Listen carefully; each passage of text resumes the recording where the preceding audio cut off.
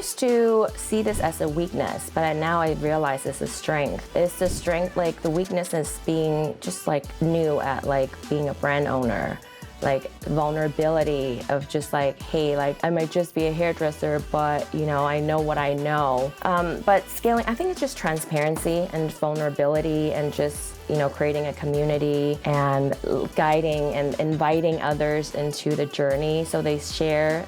I think naturally they feel like they're a part of the story also, and they feel excited to be a part of it. Welcome to the next episode of the Beauty and the Brand podcast. Meet Gloria Edge. She's the co-founder of SITCH Haircare and Edge Academy, along with her celebrity hairstylist husband, Anthony Edge. She's also an ex-brand manager turned salon owner and industry disruptor. She's on a mission to fix salon retail with high-performance refillable products hairdressers actually trust, while building community through stylist education, from backstage to punk shows to beauty business breakthroughs. That is SITCH. And I'm also super proud and excited to have her on here because she is a C2C member as well. So welcome, Gloria, to our podcast. Thank you for having me, Aggie. It's such an honor. I love, everything you've been doing in the community. I love the progress that you're making. I love the growth that you've been seeing. So we're going to dive right into that. Sounds good. So let's go a little bit behind the scenes. Tell me a little bit about how did you even get started, in this space? Like what made you decide, okay, I'm going to start this hair care line? So when I first met my husband, I've already been a salon owner and a hairdresser for about 10 years. And as a salon owner, I really believed in the products we carry and also the education that we provide to train our staff to elevate the experience for the clients. And I just love working closely with other stylists and also with clients. And when I met my husband, he's worked with a global brand, and he's an educator and an international celebrity, platform artist, has traveled over 56 countries. And when I had the opportunity to meet him, we were just talking about products. That was the first conversation we ever started. And that conversation never stopped. And we didn't meet to start a product line, but that's what kind of brought us there eventually, 10 years after we've been married. Prior to launching SITCH, we started our own company for advanced education with Edge Academy, which is bringing advanced cutting education to hairdressers and creating a community through that. And during COVID, when everything stopped, I think with you being in New York, us being in California, we really were the hardest hit states with everything being locked down. Businesses were closed for 6 months, and we just had lots of time. And when that was happening, we had lots of conversations with other companies and brands and hairdressers talking about, what's next. And eventually that just kind of led us to, we see a lot of gaps missing in the marketplace, and those gaps reconcile in the needs that we saw that were missing back when we first met. And we just felt like, hey, we have the time and we have the connections. Let's just see how far we can take this. And what was that gap? What were those gaps that you were noticing? So as a salon owner and a hairdresser who really loved clean products, my problem was that products are clean, yet they don't perform. And when you're using a product that is great and for the ingredients, but it doesn't perform well in the client's hair, that eats into that confidence someone has in the chair. And that also kind of eats into a stylist's confidence in recommending products. Because by nature, hairdressers don't want to see themselves as salespeople. We're educators and influencers, and we only want to, educate and recommend things that are really useful to our clients. And I really feel like from a salon owner's perspective, I had great success building my business from a 2-chair salon to a 12-chair salon, really just based on, really recommending products and keeping my money but from behind the chair as just income, and then having that product retail covering all of the overhead and education. So I really feel like it's a huge need for, for the success and lifeline for any businesses in the hair industry. 100%. I actually want to touch on this a little bit more because, something struck a chord for me, and I think it'll strike a chord for our listeners too, which is that you went from two doors, or rather two chairs, to 12 chairs. What period of time was that? That was actually in 2008 when we had the last economic downturn. And Wow. yeah, but I feel like I always get into these like situations where I jump in as a total novice. I just like have never have any benchmark to like kind of measure like success or failure to. I just know how things are. So I just didn't really let the fear and like all the, like economic crisis and people cutting back.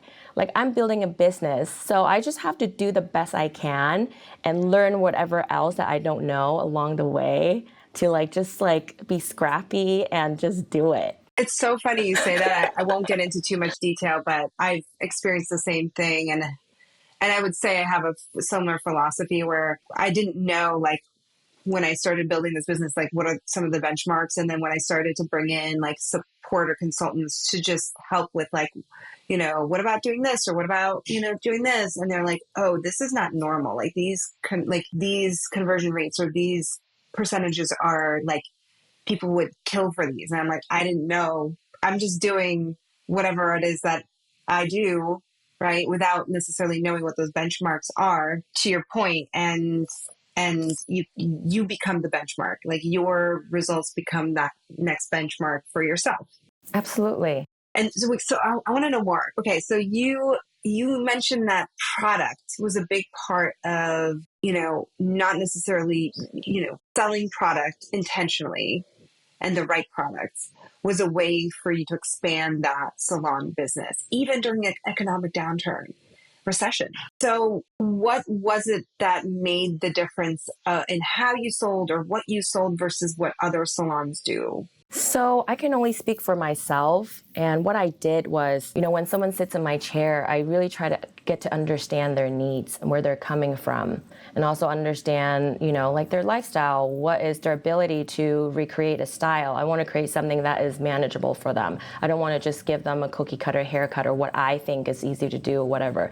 I really want to customize something that is, for my client. And they feel that and they know that. And just from like asking questions, getting to know them, and just like recommending them like, hey, in order to achieve this look really easily, this is what you need because your scalp tends to do this and this will help correct that.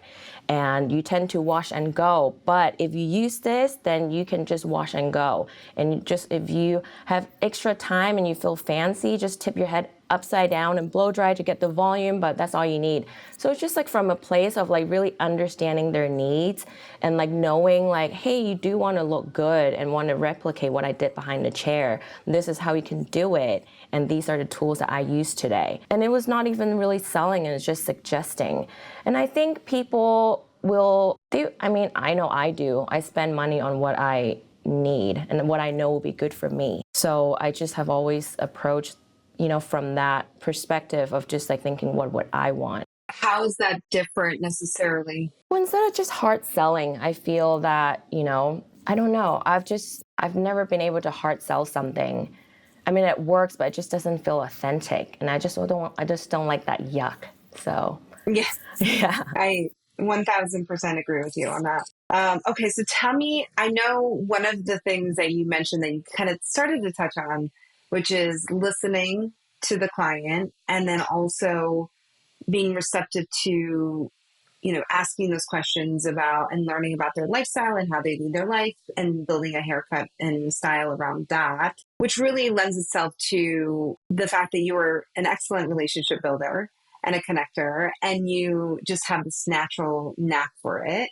And it's something that you recently shared was a big reason for selling out, selling out a launch of a new product. Can you talk to us a little bit more about that? Yeah, so I think it comes down to, I used to see this as a weakness, but now I realize it's a strength. It's the strength, like the weakness is being just like new at like being a brand owner.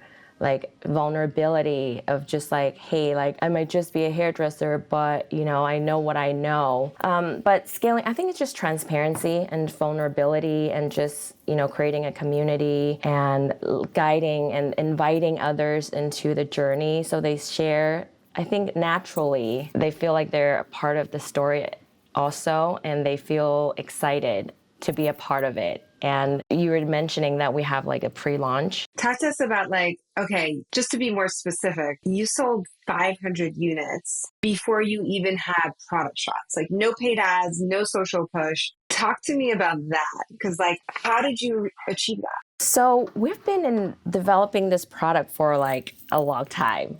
And while we're developing this product, we try to like keep it very like secretive for a while, and then until we like have enough money to like finally launch, you know, the product and create a packaging. First of all, there's like a few things that we're really excited about. The first thing is this will be the first refillable jar for hair care. So, and that costs like so much for a startup. So it took us a long time. And when we finally had the money to invest into creating the mold, we just couldn't help but like just tell everybody, and like, guess what? Like something really exciting is coming. Like we just got this 3D prototype and we just basically showed everybody in our classes and our events and to like with the salons and stylists that, you know, and to our clients too. And then we just like started talking about like, oh yeah, like Anthony's been developing this product, you know, for like 10 years, you know, even before I met him, he's been working in the lab with, you know, with the chemists. And this is something that like, you know, is really unique and you've never seen this before. So I think with that excitement and just like sharing our journey with our community offline in real life and just building that up. And when we did launch, people are just really excited. They share a piece of that success. And when we announce that, like, hey, it's ready, everything's in the boxes, they're like, give me 60 of these, you know, so they're multiple. I mean, we didn't think it would sell out that quickly, so we only made 500 of each. And we're also very blessed to know, you know, a manufacturer that would just make such a small batch for us, you know?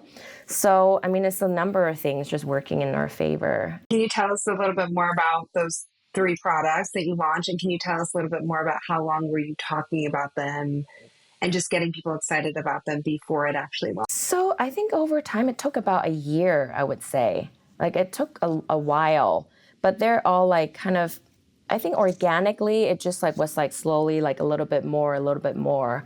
And so just kind of backtrack a little bit.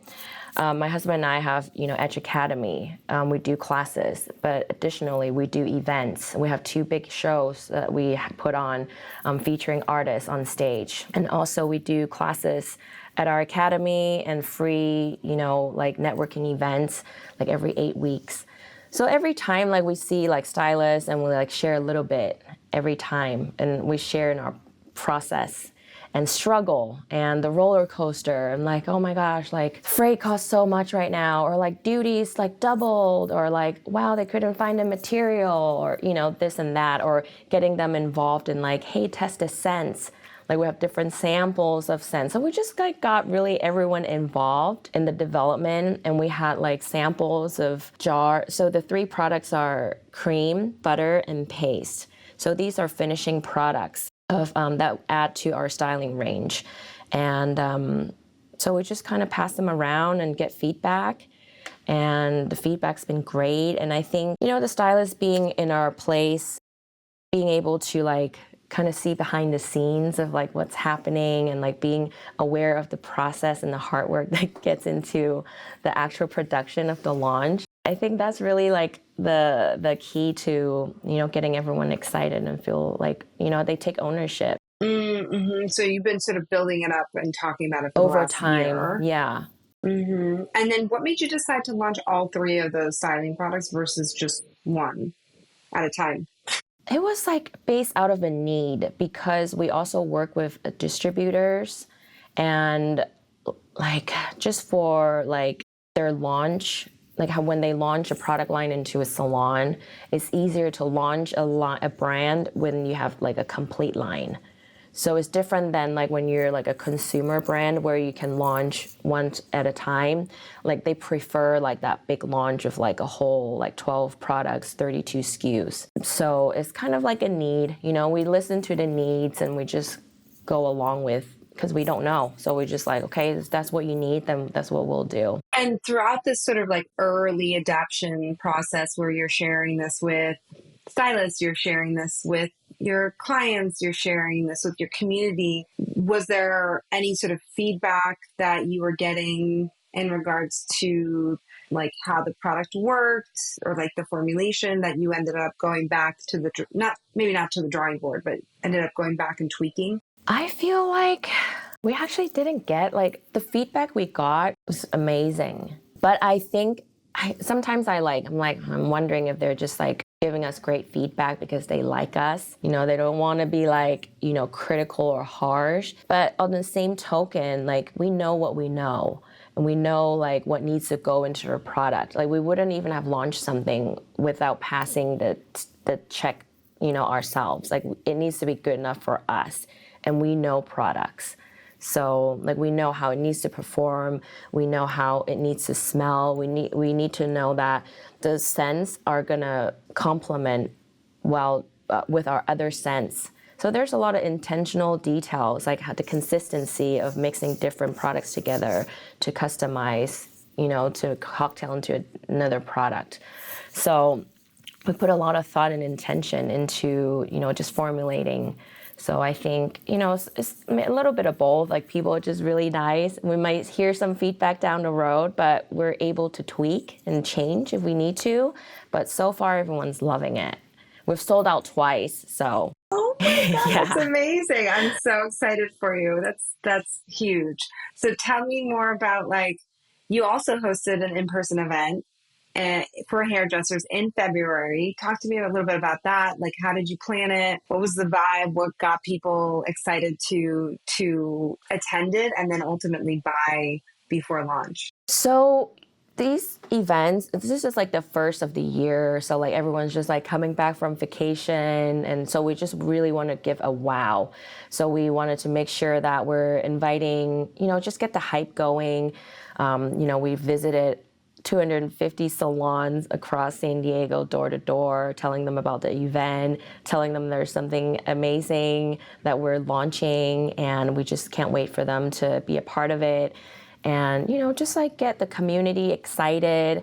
And the day of the event, we just like have amazing swag. Like we have our tote bags and free products, and we have like food and like mimosa, and, you know, like we just want to make a great event to like really welcome all the stylists to like be in our space. And we just like launch and told them about, this is the new product. This is the first ever, you know, refillable jars, you know, in the industry. And these is our 3 new products that will give us a complete line with finishing products. And yeah, and it just kind of went from there. How many people attended that in the end? So about 20, because I mean, our max was like only 15. We only have, you know, 15 seats available. And then more people came in. We have to like kind of tap on it. But, you know, because people are like FOMO, you know, we like did content and just like reposted, and we just like shared it with, you know, send it to DM, like all the other stylists. I think it just like created a, you know, a buzz around it. And when you invited people, was it through like email or did you call them? We just went in person.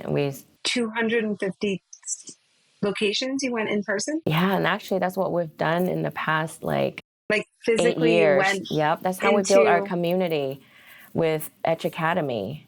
Because when we started Edge Academy, we just moved here from Miami, and my husband's never lived in San Diego.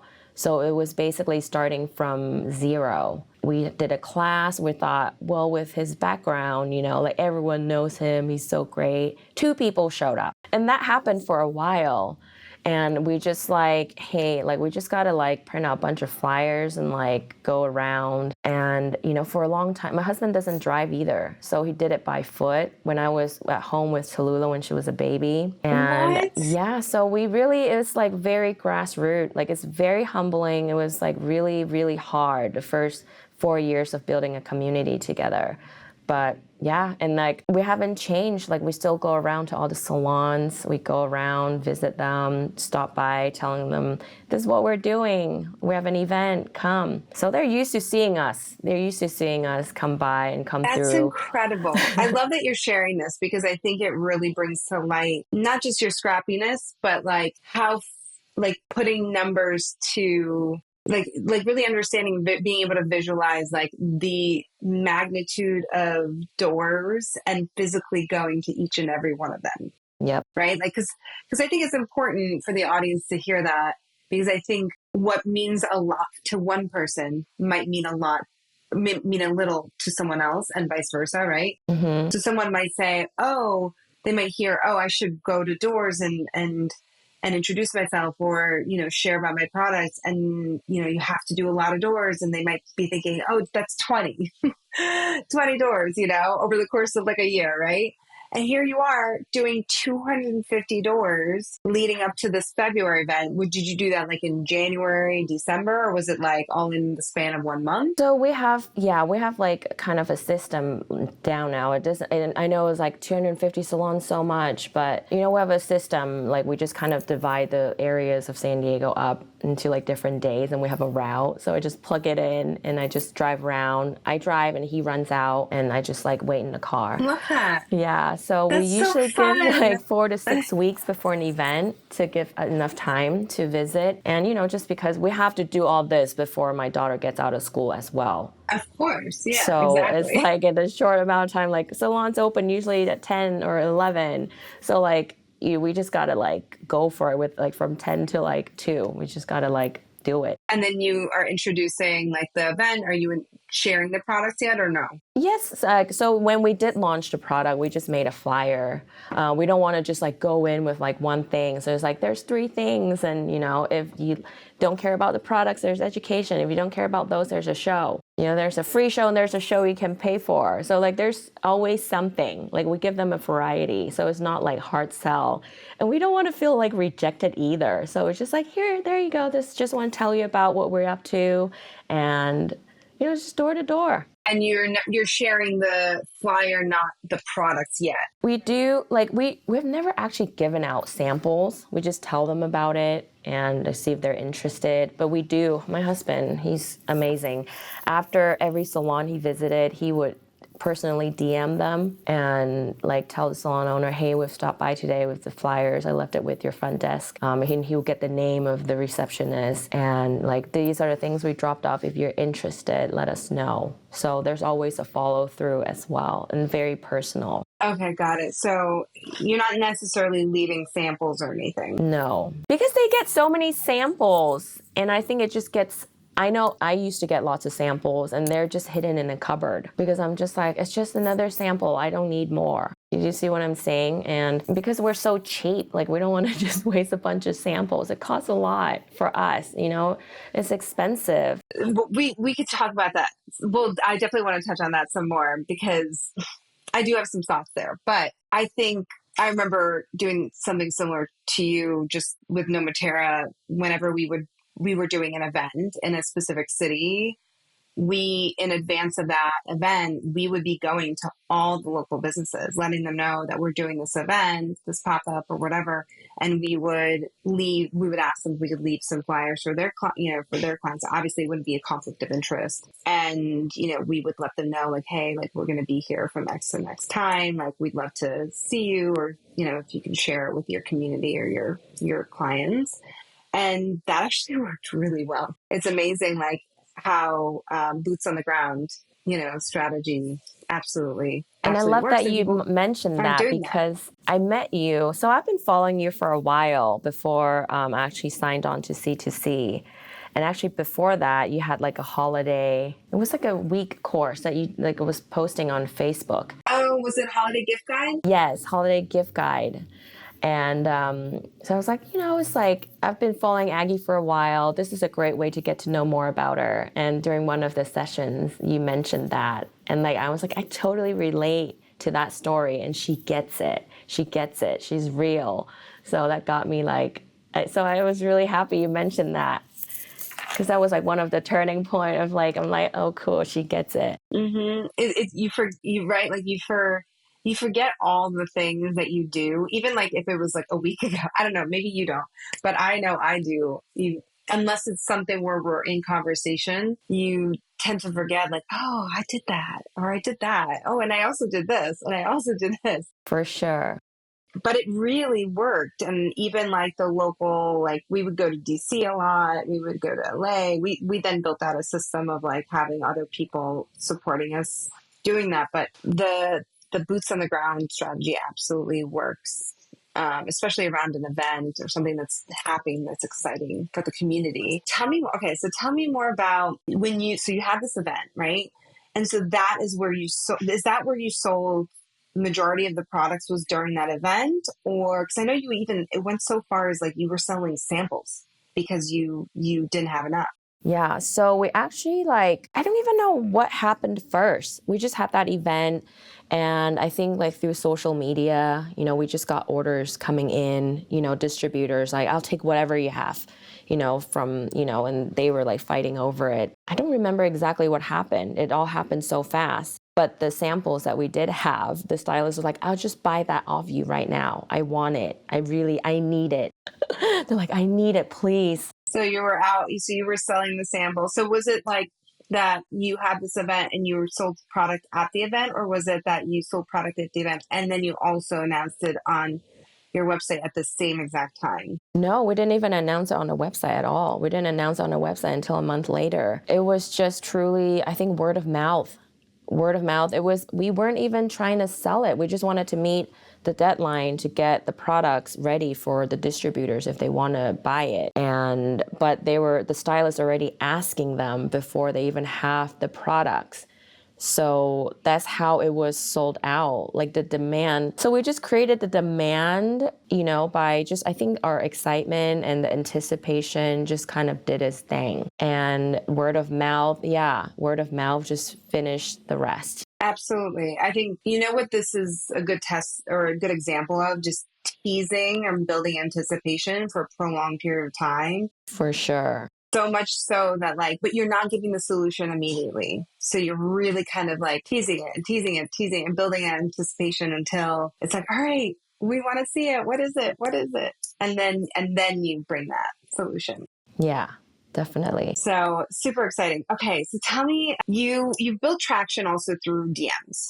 You've built traction through personal connection. How do you manage that at scale? Maybe you haven't kind of looked at that quite yet, but perhaps you have. How do you manage that at scale, and how do you keep your community engaged between promotions, throughout the year? Well, I think I credit this a lot to my husband. Like, he is constantly working. We're a tech team. He's always been very engaging with and with follow up. He's always connecting with people. But it's something that we have developed over time. We just always have DM to the stylists. We've always have conversations with them and reached out to them, and we just constantly engage with the community. It's just kind of really second nature. We don't work in an office or with a team, but we're constantly working with the hairdressers. So as there are more numbers, we just I don't know, it became easier. You just kind of just keep going. It wasn't overnight. So it wasn't really difficult. We just, I think, slowly scaled, and we just kind of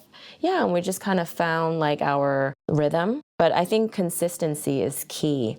And just responding to every emails and DMs, and even if you're not immediate, but just following through. Absolutely. I'm just thinking about it's not really related to this conversation, but I'm thinking about even my son's teacher would message me about an incident that happened in school, and I didn't respond until a few days later we had already spoken, but I was I just want to acknowledge that I got this message from you. So thank you so much for helping or whatever. And I think that's so important to have that, close the loop, right? Even if it is a little bit delayed, even if to your point, It's making sure that you're closing a loop. Even things like, with Instagram comments, like making sure, even if it is like a few days later or whatever it is, like that everyone's feeling seen, being responded to. Do you find that that's part of like where your demand has come from and has increased? Is that sort of manual effort? Yeah, I definitely think so, because I remember being a hairdresser, using like a product line, and I would like tag them or like their comment on their stuff, and there's never any response. And that's very typical. You don't because you just feel like, well, I'm just one of the hundreds and thousands of hairdressers using this brand. I don't know, but to me, I just really want to acknowledge that, because we really know that it takes nothing to acknowledge someone really loving your products, and we really truly do appreciate it, because we know how hard it is to build, to even get into the first 3 salons, to have put our products in the first 100 stylists. We know the work it takes. And for them to stop to comment, I know I just scroll all day, and even if I like something, I don't really like it or comment. So I know it's that additional step that people are taking, and I just want to give them back the same validation and time. Absolutely. And how many doors are you in now? And then I'll ask a follow-up question from there. I believe that we're in about 600 salons across the U.S. That's amazing. Congrats. And Thank then tell you. me, and it's just your husband and you managing those accounts? So eventually, after we have opened the first 50 salons on our own, we realized that we've reached our limit, because even though we're opening doors, we're not able to service them the way that we know hairdressers need to. And it was time to have that conversation. And for the longest time, we didn't want to give away the stake, with giving away that kind of control to a distributor that don't necessarily have our best interests at heart, or the best interests, I don't know if I should say this, the best interests of the style, because it's a business, it's a distribution business. Let's just call it what it is, but we see a need for it. But we were also very, very strategic in the partnership that we formed.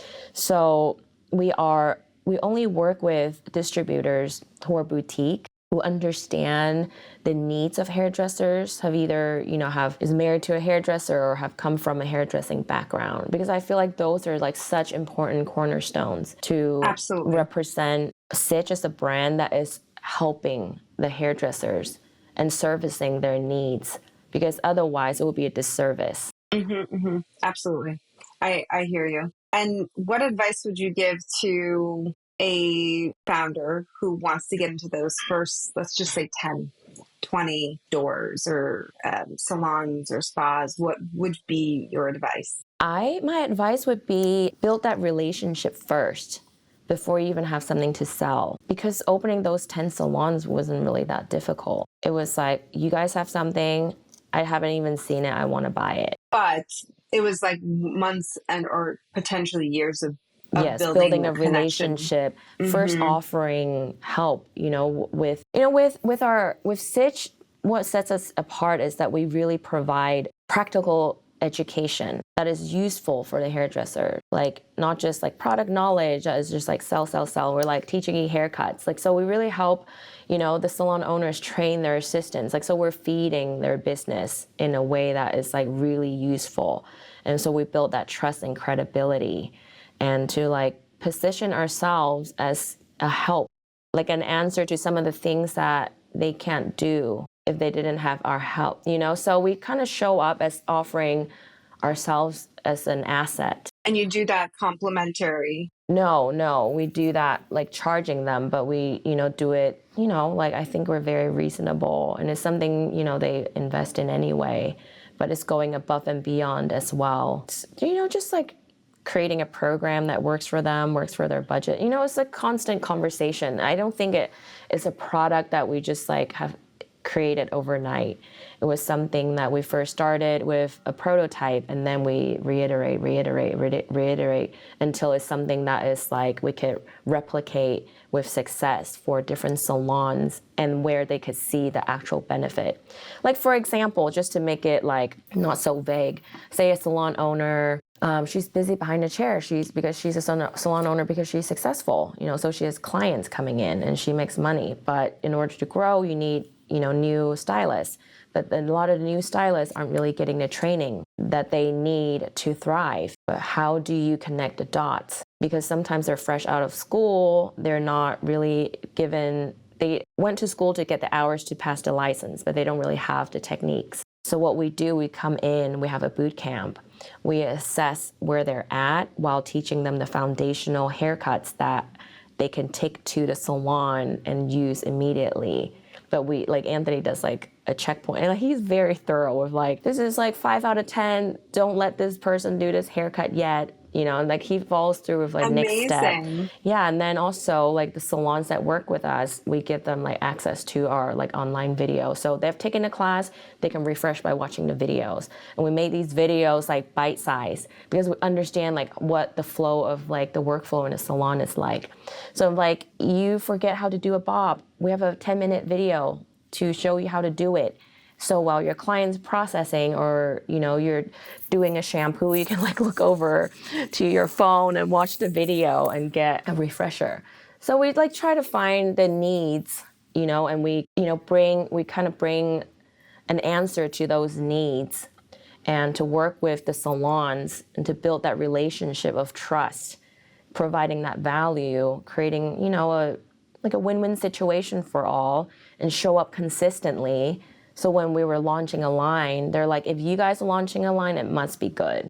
Oh, I love that. It's just setting yourself up, giving more than was expected. And would you say, so the salon owners are paying for these boot camps, or is it the stylist that's paying for it? So usually the salon owners pay for these classes as part of the deal, for when they have assistants, that's training. And I'm sure they work it out differently, but usually you have to stay for 2 years, otherwise you pay the salon owner back or something. But it's just you provide valuable education that you take with you, and so we train the salon owners to do that too, to protect them. Of course. And then is it usually one day, or is it ongoing where you're coming back every month? So the boot camp's 2 days. You really just need that boot camp. If you want to do it again, you can do it again. And there's also 1-day classes. We have different classes throughout the year. And additionally, you can just come to our free classes. So we offer it in different ways, and it's accessible to many different people. I love this. This is so fun. Okay, so let's move on to DTC e-com, because I know that was a big push over the last 6 months. So you were able to increase your conversion rate on the site from 2.5% to 4.7% and even 7.4% some weeks. What led to that change? I really honestly don't know, Aggie. And I know no one wants to hear this, but I'm trying to figure it out. I feel like it could be a combination of things, but I do see a boost every time I am more consistent with posting content on social media, when I am changing what is on the website, taking in what I'm learning. So it's just basically a process of fine-tuning and tweaking, and I really don't have an answer yet, but I'm amazed because prior to joining C2C, I thought we were doing pretty good because the D2C thing is not really a huge focus. We're selling $2,000 a month, but by November, December to February, March took it was funky, but it picked up again. And the conversion rate was the highest actually in March, but it was $4,500 to $5,000 a month. So we doubled, our direct to consumer. Yeah. So I think it's a combination of doing whatever I've learned in C2C good. and, and then still figuring out the science. But yeah. I think one of the things, and we can chat about this in C2C, but I think one of the things we can look at too is attributions, UTM links. Now that you're kind of at this level and the site's I feel like the site is almost as optimized as we could have it for right now. We can look at UTM links, which will help with like attributions of where traffic is coming from that is actually converting. So you can actually track every single step. Yeah, I can't wait because I have no idea what you just said. But that's why I'm happy to be in C2C because I'm learning and I'm applying things I learned and I'm seeing the results. So that's why I'm like really excited about it. Yeah, me too. And I have some thoughts about sampling too, but we can talk about that at a later. Well, but going back to that, I want to say it now because we learned that people need to sample and we figured out a way to sample is to like, to basically sample at a cost, which is like less than like what wholesale. And then when they want to take on the line, that is like seen as a credit towards their opening order. So it's like, that's how we sample. But I don't know, I love to hear what you want to say when when we get there. Yeah. I mean, I'm just thinking about like, sell through. And one of the things that I know works really well is actually oversampling, because from my experience, what I've seen with myself, but also with some of our founders, is that those that are specifically doing like a majority of their focus is wholesale or, professional, retailers or salon spas, is that even if that buyer or owner has had enough products, it's really important for like the salon owners to have be able to sample those products. And even if they have too much of that product, if they love it, they're going to then hand it over to someone that is like, oh, you have to know about this brand or you have to know about this product. And it's actually a strategy to almost oversample so that it is like a bootstrapping strategy of like oversampling where your only cost is products, like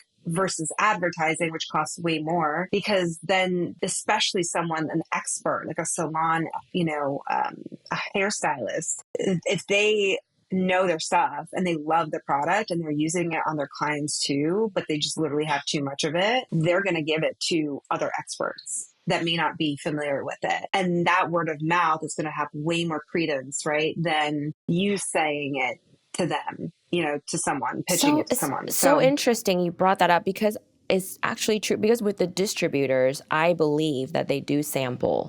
Oh, I'm sure they do. Yeah, because they require you to sun sampling. Yeah, and actually we got an opportunity, like a great opportunity that I can't really mention completely, but it was through sampling and he used it on like a client and the client just like came back, was like, what did you use on my hair? I love it. That caused the salon owner to open the doors, like to carry the line. So I think you're right on that. And I need to kind of revisit this because we still sell directly. Yeah, definitely. Yeah. Because part of it is like once you open those salons, you want to keep them, right? Because there's going to be people coming in, other distributors coming in, being like, well, but now we have this new product, this other new product, and this other new brand. And so it's a matter of like, well, it's one thing to get in and it's a whole nother to stay in. So it's like, how do we stay in? And staying in is once you get to a certain level, you're training and sampling like twice a week or twice a month at some point,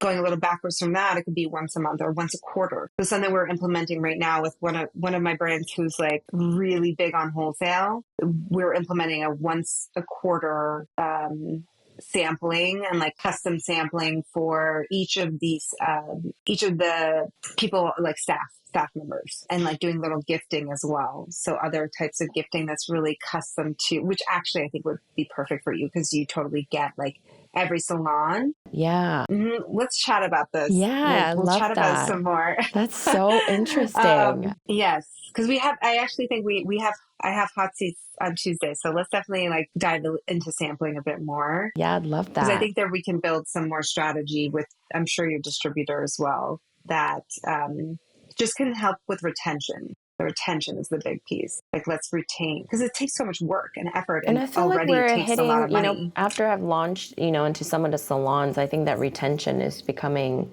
like a problem. Not a problem, but, a challenge. So that would be, good to visit. Let's definitely circle back to that. Okay, so tell me more about, you have this exploratory, I would say, mindset, or like this is very nimble nimble approach to taking things on. What's brought you here? Is that something that you bring from your upbringing? Is that something like that comes from your childhood? Like, what makes you so like flexible to be like, let me just try this. Let me just go for it. I don't know. I just always feel like I show up like I'm like, I don't know anything. And I'm just like really curious. Like I want to know how things work. And I always find myself like surrounded by people that are like so good at what they do. And I just ask questions and I just, I don't really, I'm just scrappy. I don't know. And I'm just curious and I like to try things. And I don't take failure as like personal. I just think it's like, cool, let's try this instead. Oh, let's keep doing this, Yeah, to me, it's super fun. So. Me too. Yeah. And I love that you're sharing that because I think for some people it is heavy. It does weigh on them. It doesn't feel the lightness that you might be experiencing or I might be experiencing. There's like a fun to it. Yeah. And so I was just curious if that's something you learned from childhood or if that's something that you've always been that way, like just that curious, like open-minded, like, let's try this out. I don't know. Maybe I'm just like not born here and I don't know. Like, I really don't know. I'm always just like kind of new in the class, I'm like, oh, like when I first moved here at 13 from Hong Kong to like a suburb in California, like everything's so new. I went to like Catholic school and all of a sudden I'm in a public school with like boys and girls. And I'm like, I don't even know where to get lunch from. Like, I don't even know how to speak the language. I don't know anything. I don't know. Just show me. And I think it's because I don't know enough to feel like I'm not good enough. Like everything is just new. So I'm just like, cool. Like, I don't know how bad I am. So this is just all new. So like in every situation I am, like as a hairdresser, as a salon owner, at an economic downturn, as a brand founder, like, when COVID, I mean, I don't even know what's happening in the world right now. I don't have time to like find out. I don't either. But like, I don't know. But I'm just like, there's new stuff and I'm just excited to learn and try. Like, I think that's what it comes from. I don't know how bad I actually am, so I just try. I love that. I love that attitude. Maybe it isn't a part of that immigrant upbringing, because I certainly feel that way myself, where it's like you're putting yourself into new situations and it's part of the adventure. Maybe that's part of it. Okay, I have a question about your B Corp because it's a big deal. You just officially have been granted certified B Corp status, which is amazing. Congratulations. So tell us more about that. Like, how did you do it? It's a process. And what was the hardest part? The whole part was hard, Aggie. The whole part was hard. It took us 3 years to get here. When we first started the brand, we were pending B Corp before we did because we wanted to. It sounds so like earnestly wholesome and cringe to some people, but truly, like, we want to be the change we want to see in the industry. Like, we truly, truly do. We started it because we saw a lot of problems that they were personal. They were personal problems that like really made me like actually stop doing hair for a while completely, like after I knew more about it. And so when we were going to do something, I wanted to be a change that we wanted to see, which is kind of like the motto of like the Declaration of Interdependence of B Corp. Also, I think it's like so hard to keep telling people like, this is how great we are, this is what we're doing. It just feels so cringe.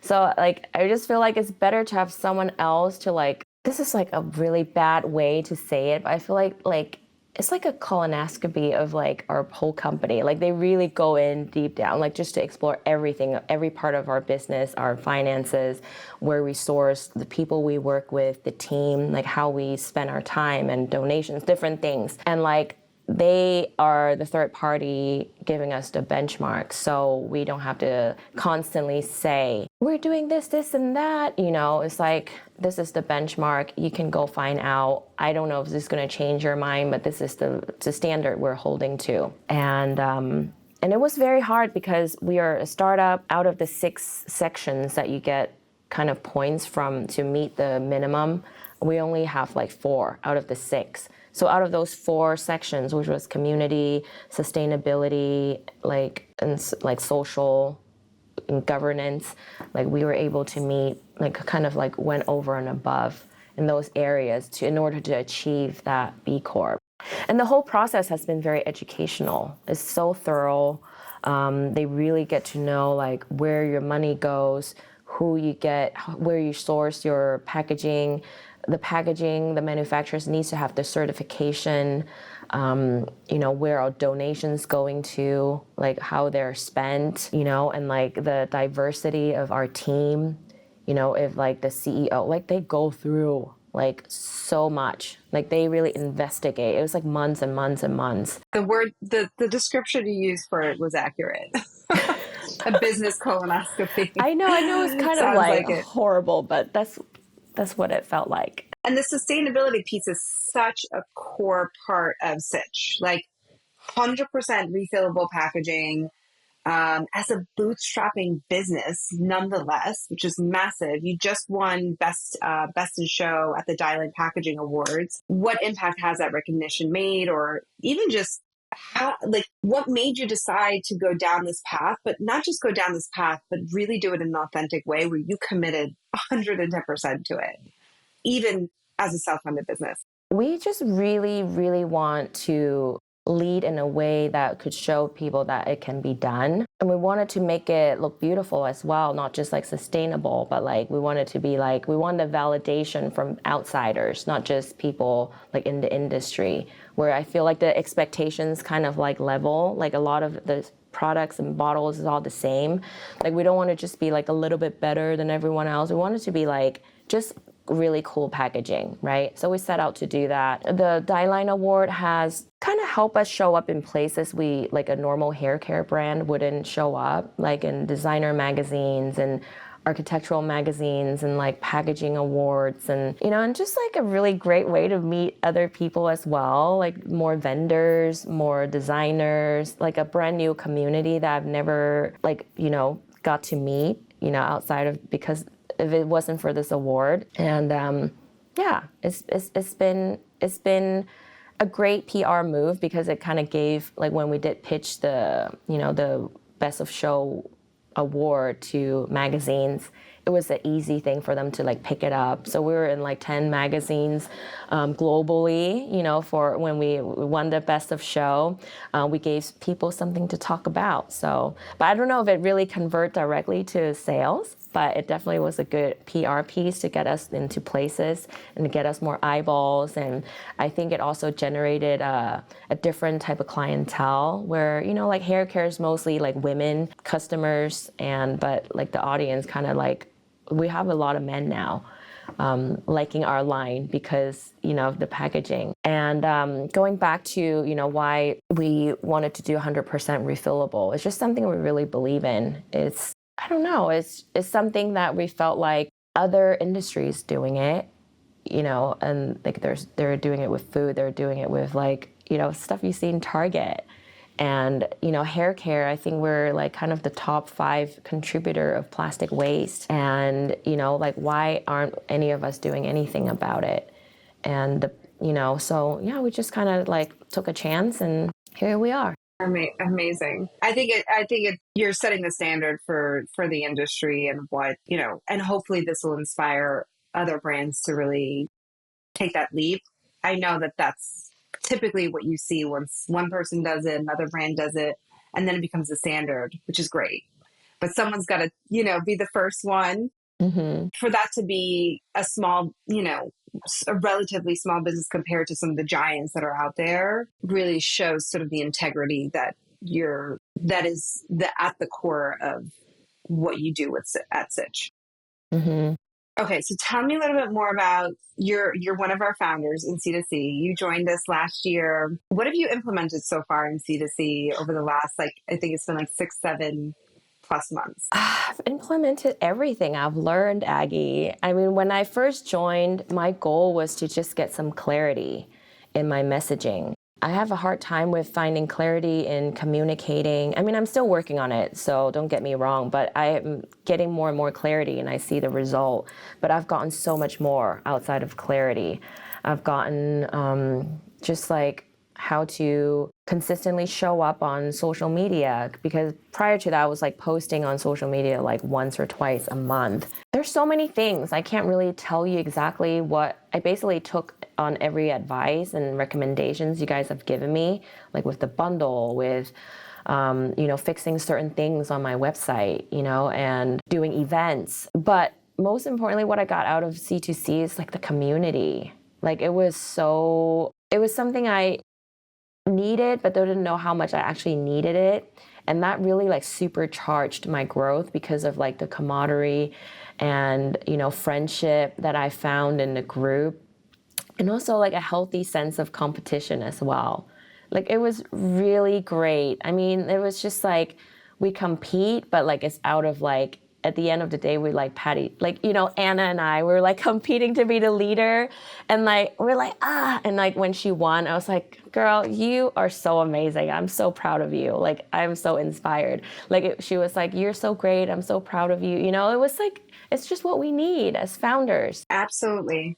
You need Iron that healthy sharpens sense of iron. competition. Yes, yes, yes, yes. I personally am fired on that as well. I love, you're competing with yourself, but it's just nice to know that if someone is doing better, like that's inspiring, that's motivating, that's, it gets you pumped up to like do more versus whatever your benchmark was previously. For sure.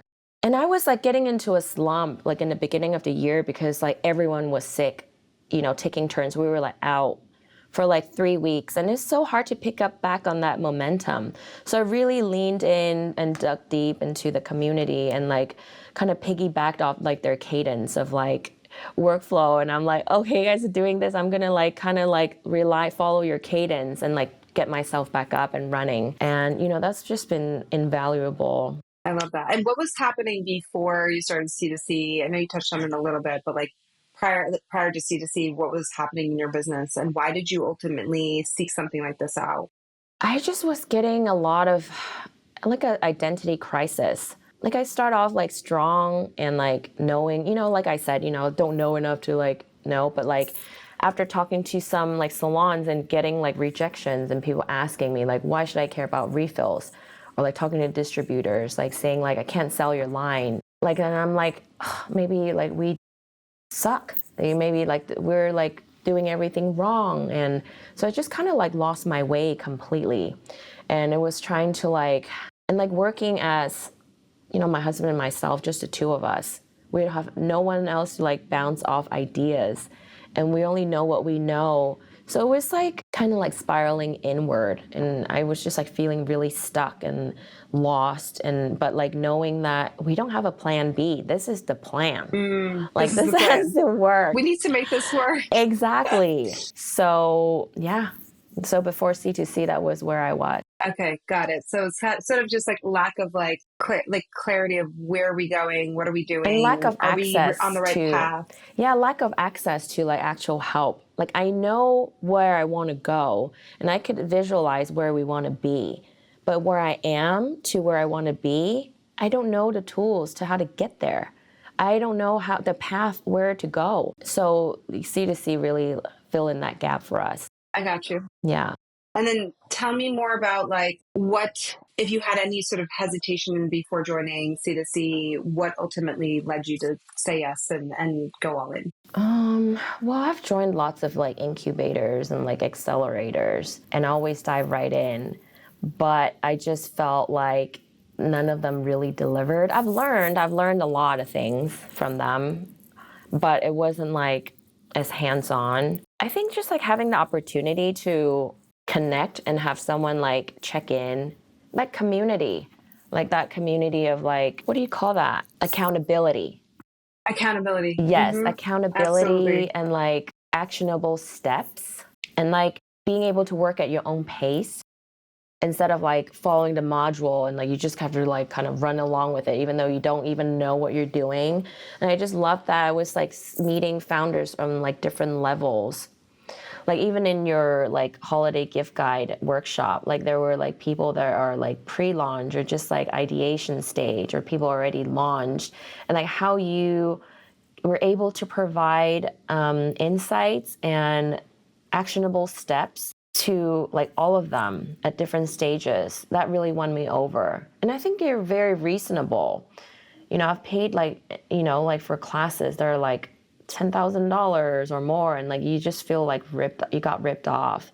And then what I love also is like you get to like kind of redo it over. And I just felt like this is like no fail. Like the fact that you're so confident with your cohort, like with your program, that you're allowing people to do it over, the next cohort without having to pay, like that was like, she knows what she's doing. She's really confident, and all right, cool. Sign me up. I really had no hesitation. You sold me. It was just like my own like cash flow that was stopping me. Uncle Sam was stopping me. I'm just so glad that you came on board, because like it's the biggest pleasure and like the biggest joy seeing your wins, and continuing to like, one of the biggest blessings is being able to, when we added that extra cohort, which transparently came from feedback that we had gotten previously, because we've been doing this now for some years, like with C2C. And so I remember hearing like, oh, like I'm getting all this momentum, but now it's ending. And it was, 4 months and it ended. And so we were like, okay, what do we need to do to like restructure this so that we can do another cohort, but make it part of the whole thing? And it's such a treat to be able to continue seeing, like when we started together last year, it was like e-com was just like, and DTC was an afterthought. The distribution wasn't happening at all yet.